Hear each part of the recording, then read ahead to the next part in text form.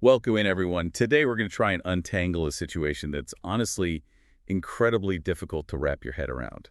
Yeah, it's one of those things that even when you think you've got a grip on it, it just seems to slip away. It really does. And today, we're diving into the Israeli raid on Kamal Adwan Hospital in Gaza. It's an event that's just shrouded in confusion, and every single detail seems to be up for debate. And the human cost, of course, is just, well, it's immense. Absolutely, and we've got reports from all over France 24, The Guardian, Al Jazeera, even ANSA, each painting a slightly different picture.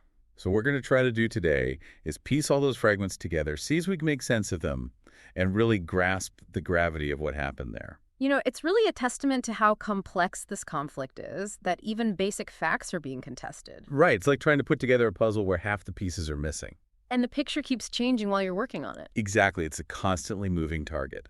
But that's also what makes this deep dive so important. We need to examine each piece of information, each account, really closely. So let's start with the setting.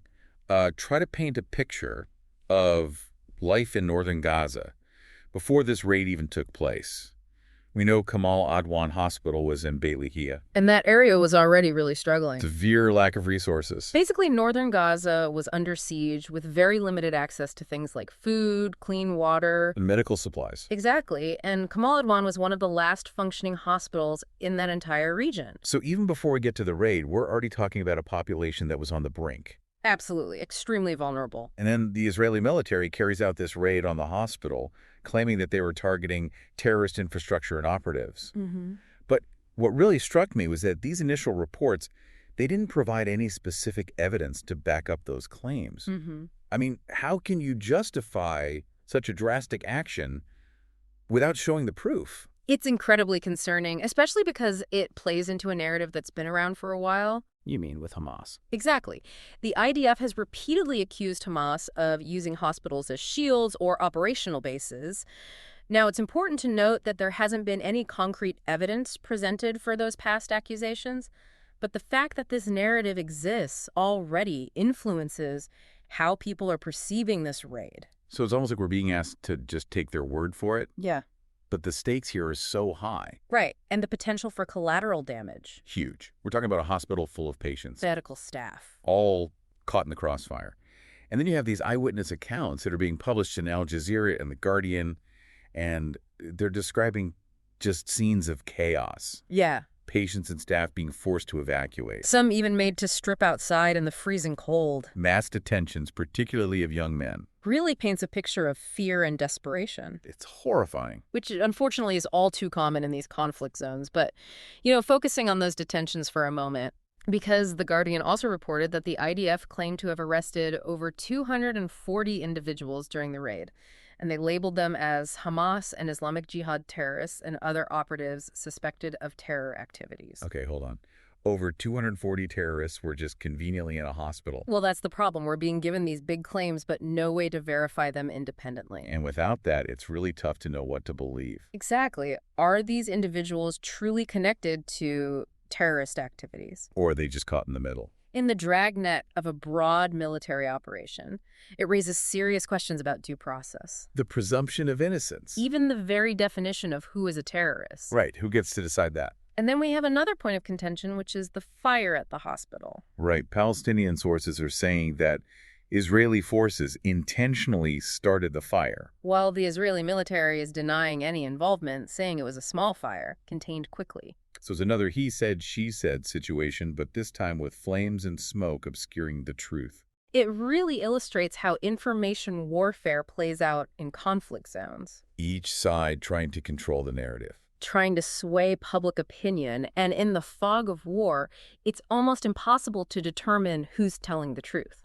So it's not just a lack of transparency, it's an active effort to shape the story that gets told. To control the information that gets out, which makes our job here even more difficult. Right. We have to be really careful about potential biases and really question the information that we're getting. Absolutely. Constantly checking and rechecking.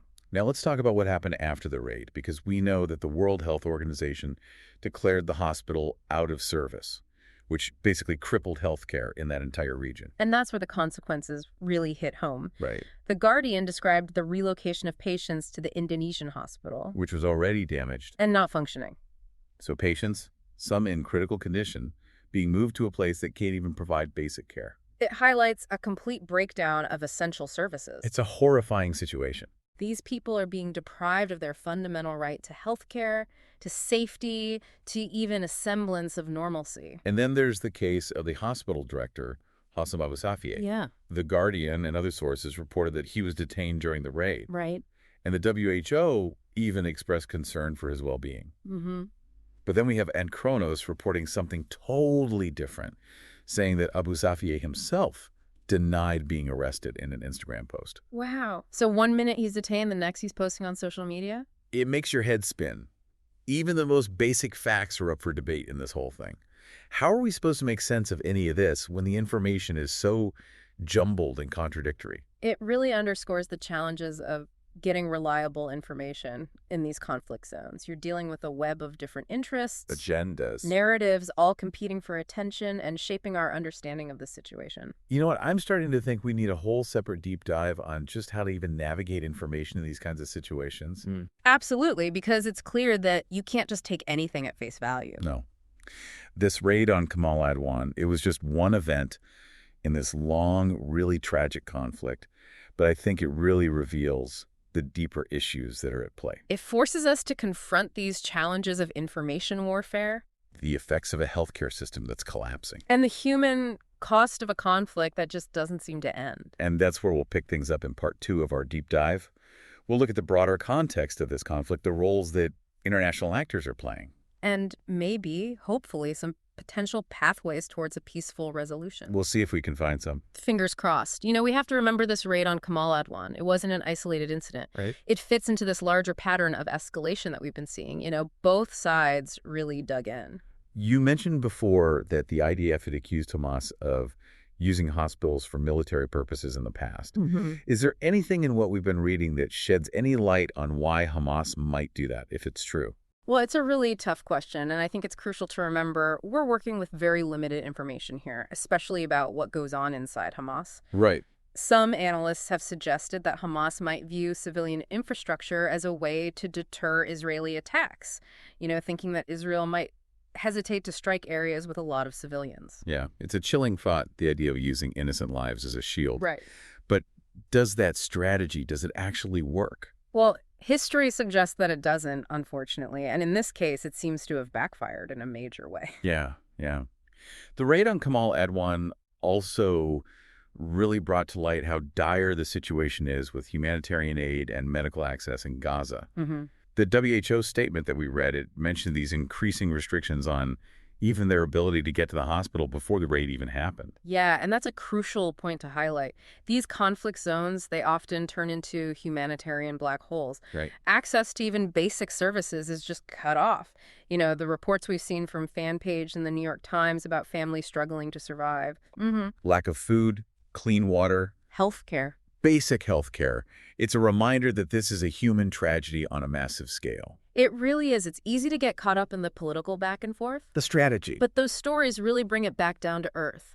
These are real people just trying to live their lives. To eat, to take care of their kids. While bombs are falling. And essential services are collapsing all around them. Yeah, and the psychological impact. Oh, of course. Living under that kind of threat. The trauma, especially on the children. Huge. Yeah. We talked about the Indonesian hospital where the patients from Kamal Adwan were taken. It was already damaged, non-functional. What does that tell us about healthcare in Gaza overall? Well, I think it's a really clear sign that the healthcare system in Gaza is really teetering on the edge of total collapse. Yeah. Hospitals are overcrowded, understaffed, they don't have the supplies they need. Right. Even before the raid, so many medical facilities were just barely coping with all the people injured in the conflict. So this raid basically pushed an already overloaded system over the edge. Exactly. And the consequences for the people living there are just dire. Yeah. You know, there's also this detail in the Guardian article that I found really disturbing. They mentioned this proposal. It was by a group of former IDF officers. Okay.